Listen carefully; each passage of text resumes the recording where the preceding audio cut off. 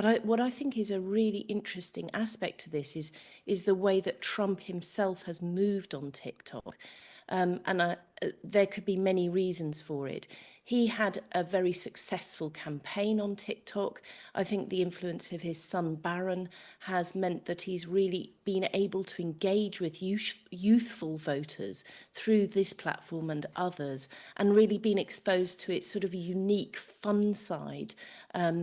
And it's a really extraordinary about turn for him, because he was the person who really highlighted TikTok as a national security issue back in 2020, precisely because of its Chinese ownership. TikTok has gone offline in the US hours before a new law banning the platform was due to come into effect.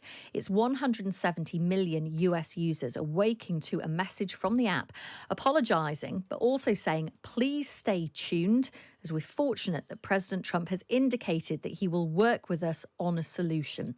Let's speak to Emily Taylor, Chief Executive of Oxford Information Labs, a cyber intelligence company which monitors global cybersecurity issues. Morning to you, Emily. Good morning. So it's interesting, isn't it? We were told yesterday that TikTok was going to go dark, and some people were suggesting that maybe you'd still be able to go on it, but nothing new would refresh. But this is a total shutdown of it, effectively, in the US.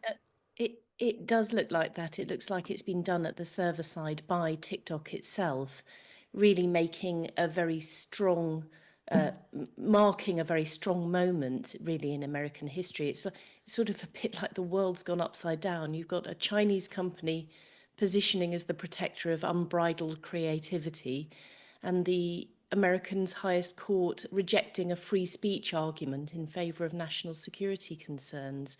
And Trump, incoming President Trump, who started the whole TikTok route back in 2020, now positioned as potentially TikTok's saviour. And it is fascinating, isn't it? Because the US stance has been that TikTok is essentially a threat to national security because of the Chinese ownership. Do we know, really, how much do we know about TikTok and what information it stores, and sort of, the way it can potentially cause damage to the US or indeed here in the UK? What we know is that TikTok works in the way that every other free-to-use social media company works. It collects masses of data about its users. The algorithm that keeps you scrolling for hours on videos that really suit your tastes works because it knows you. But in this way, TikTok is no different from every other social media platform. The difference is that it's owned by a Chinese company, and under Chinese law, the company can be compelled by the government in China to hand over data. Now, ByteDance has said it's never done this and wouldn't do it if it's asked, but that is really the basis of the argument. And despite TikTok being around since 2018 and being so widely used by 170 million US people, we haven't really had a moment of revelation of a huge security issue.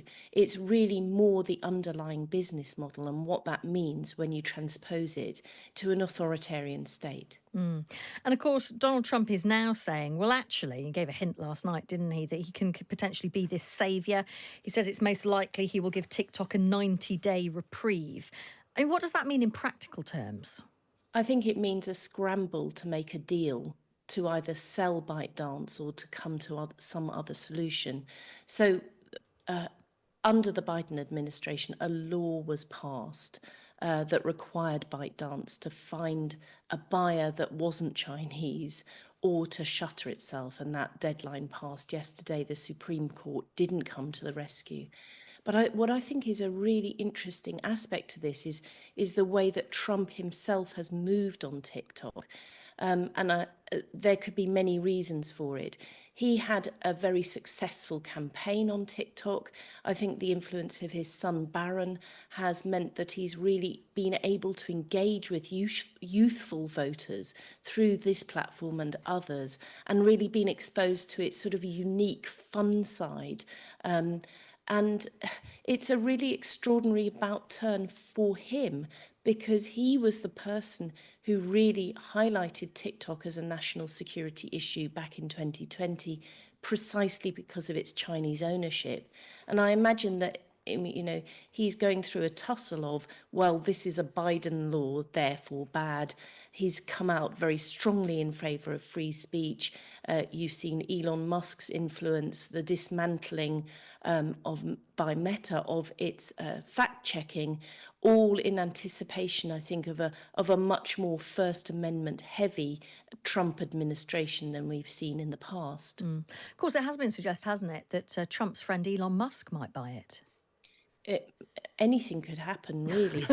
In short, I think a really interesting aspect of this story I do really want to mention is how it exposes the gap between the youth and the old age in America, and perhaps amongst all of us.